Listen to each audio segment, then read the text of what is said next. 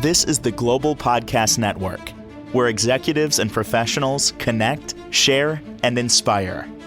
Stay tuned for the conversations that drive success.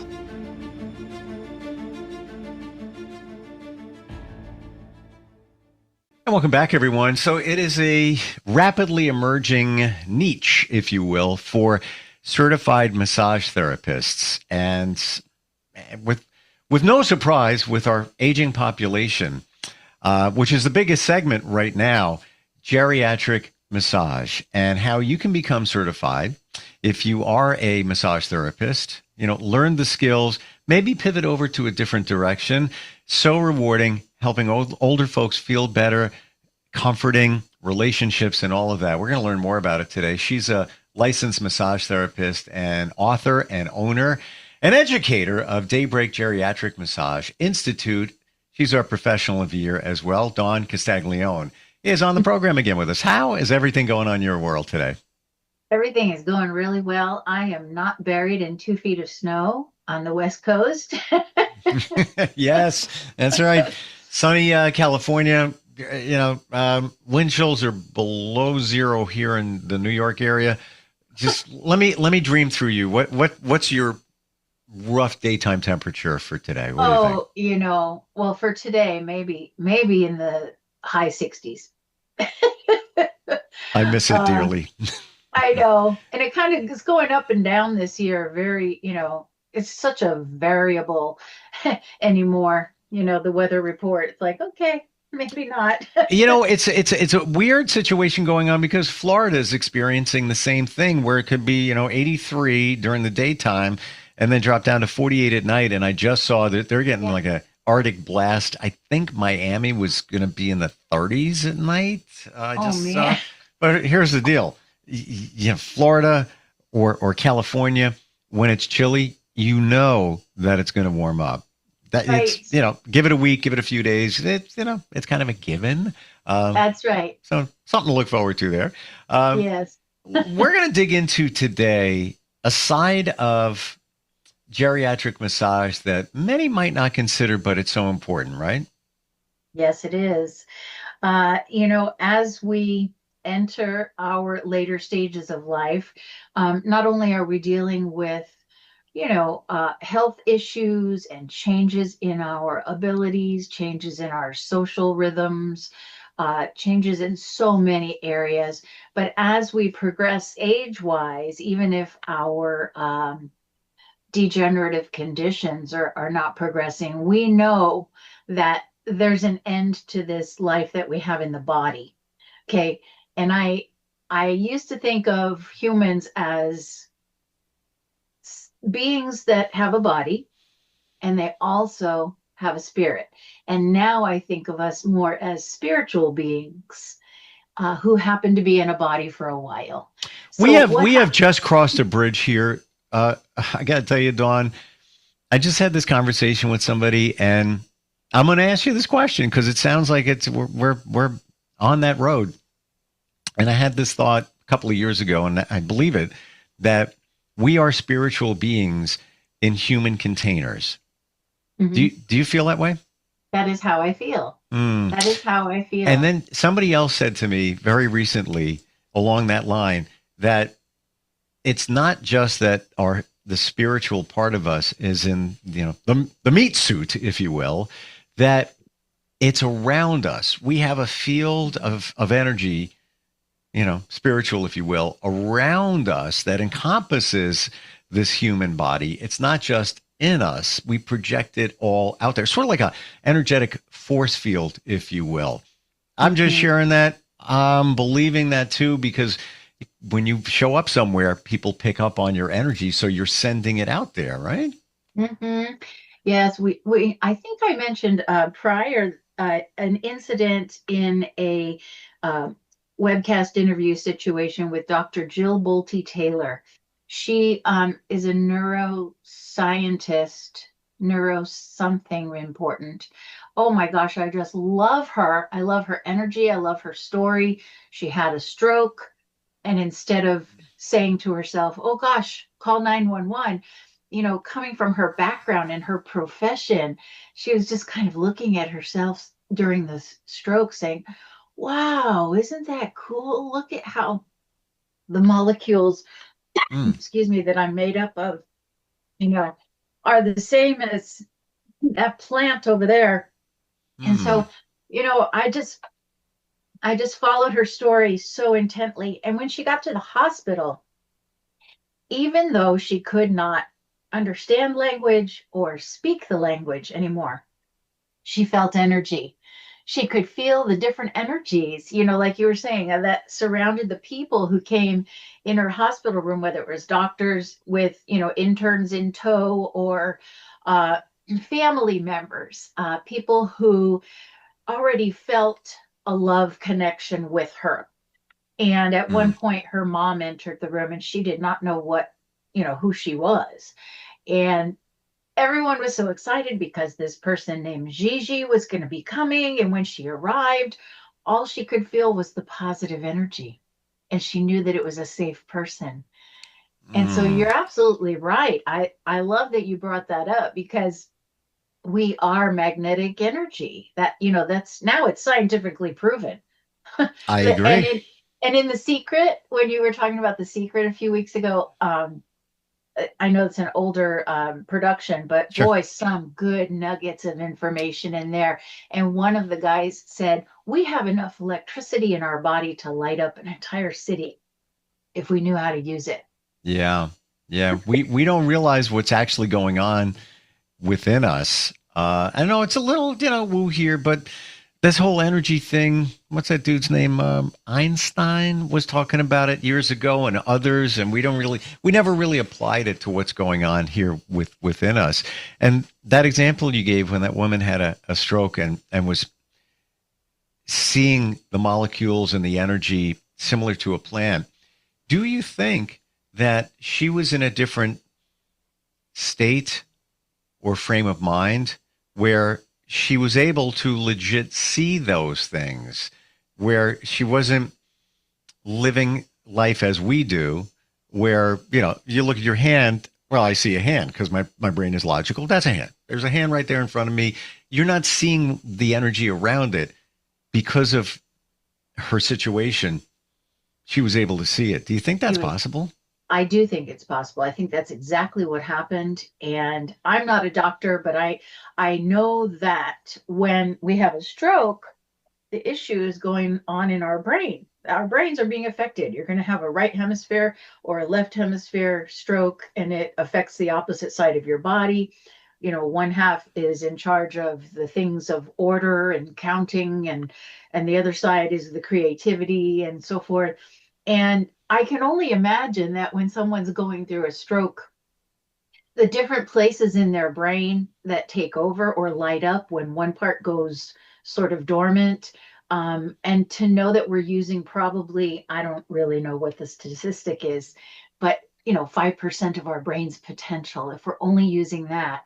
What is the altered state of a brain when we're going through a stroke? And it was miraculous, I Mm, feel, that she had enough consciousness about all of that and the education behind her to draw those conclusions about how you and me and the plant and the wall and the grass outside and the everything, we're all just the same energy with our molecules organized in different ways, and we happen to have skin, containing all of that for us. I mean, we are a miracle. But to answer your question, yeah, I do believe that that's true for her, that is what she saw. I do too. Based on what you just told me, that's what's coming up for me, and it's we probably all can do it, even right now, to see energy around us. All the stuff we're talking about. No, we're not crazy. This is scientifically proven, but we're in a certain state of mind where logic takes over and we're not looking at things that way. It's the same thing when you meditate. You might see things, you might get messages. The body's amazing, isn't it? Just like mind blowing, amazing. It is amazing. And I think you hit on something, because the way that we perceive things is very much taught to us. So as we are brought up in the world, we are, taught that this is, a right angle, and this is, the human body, and we're very much in the tangible world, the seeable, touchable, what can we learn from what's there? But how about what can we learn from what we don't see? And we haven't really, at least in the Western culture, tapped into that teaching mode for our children. Learning to meditate, learning Eastern medicine traditions, learning, that we can affect our bodies in a positive way with positive thoughts and emotions. We're very out of touch with that, and we certainly don't teach our kids that as a rule, anyway, in the school system. So I think there's a lot of potential out there that we have not even tapped into. Well, to your point, even if this was 30 years ago, we probably wouldn't be tapping into it. I think the collective consciousness, we're more open to things like this woo talk, because I believe that a lot of us are looking for something. We don't know what we're looking for, but we're thinking there's got to be more. I have a thirst for something. I'm not sure what it is. It's spirituality. It's everything we're talking about. But now more than ever, we're so distracted with devices, technology, 3 jobs, making ends meet and everything, that this gets squashed down. We're not even aware of it, not even on our radar, because of all those other understandable distractions. Yes. And nothing takes away those distractions so completely and suddenly as when someone is in the dying process. Mm. And that is a wonderful place to bring your geriatric massage skills. Because not only can we be helping the person who is in the process of dying, but we can help the family members around us just with the art of human touch and knowing what to do, what not to do, and using your abilities and your knowledge and your passion and your energy. Those 4 things are what everyone needs as we're going through that process, whether we're losing a loved one or we're, passing ourselves. And so hospice is a lovely place to take these skills as well for both the client and their family. This is something we haven't talked about, but certainly for older folks, is it for all of us at some point a reality? But that connection to somebody else, and that massage of just, when life is becoming more challenging, maybe there's more pain, maybe there's some fear, about the future or an end coming soon. I can't imagine something much more beautiful and beneficial than this. Mm-hmm. Yes. And all the changes that you go through physiologically and emotionally during that process, it just begs the question, what's happening to them spiritually, even if whether they're aware or not, right? Whether they believe in God or not, an afterlife or not, all of these fresh fears or questions or doubts or wonderings are surfacing. And we know that human touch can bring a calm sense and endorphins and a sense of assuredness that one thing is true. Your energy is here, my energy is here, and our energies can come together and we can find a place in this moment to enjoy peace or comfort. What's really interesting is when you hear stories of people that have passed and come back, and some of the spiritual connection or the things that they see, there is where the demonstration of what we're talking about is there. And imagine meeting them in that journey by massage and that exchange of energy with somebody else. It's got to make somebody feel so much more comfortable with that connection. And honestly, Dawn, I never thought about it until we started talking about it today. Yeah. Never did. Yeah, and there are different avenues that a massage therapist can actually tap into families, that are going through that. And one of the nice places to visit just to learn and absorb is support groups. So you have patients and family members and caregivers attending support groups, let's say at the community center once a month, to share stories and share tips and tricks and discoveries with each other about the illness that's affecting that family. And boy, don't you know that they have an exchange of energy there too. Mm. And I went to a Parkinson's support group early on after I was certified, and I learned so much, and I was just, quiet mouse on in the corner, wallflower, just trying to absorb. But people were feeling my energy and asking me questions at the coffee break and so forth. And, it just is a living thing. Our energy is a living thing. And when the body gives out, the energy is still a living thing. That's why we feel the presence of loved ones who have passed. Did we ever have this conversation before? I am so on your page. And all right, so we're walking down the Woo Road, so let's hop in the car, let's go. Okay. I've short thought here. I've worked with psychics for decades. I'm not a psychic connoisseur. It just kind of happened that way. I've launched the media careers of some of the biggest names you know. It just happened. Wow. So I was exposed to it. I would see them work. They're friends. I'm skeptical. I would even ask for more. Even if they threw me a little piece of information, I'd ask, really? Okay, give me some more. And being a skeptic that way, it convinced me that, oh, this is real. They're tapping into some type of energy. Years went by, I was good with that. And then my mom passed 7 years ago next week, and I had a great relationship with her. She passed just shy of her 90th birthday. Wow. And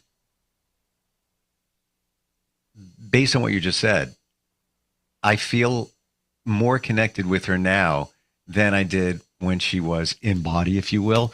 And everything was fine, great, but I asked for signs, I asked for symbols, I asked, for support. It's so specific, you can't deny it. I'm not going to go into the stories. I could go on forever. I mean, it's just like mind blowing, and proof. I have proof everywhere of specific things.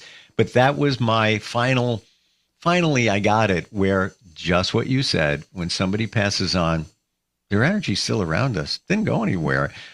Sometimes it's harder to connect to than others, but it's there, and it's kind of amazing how that all works, right?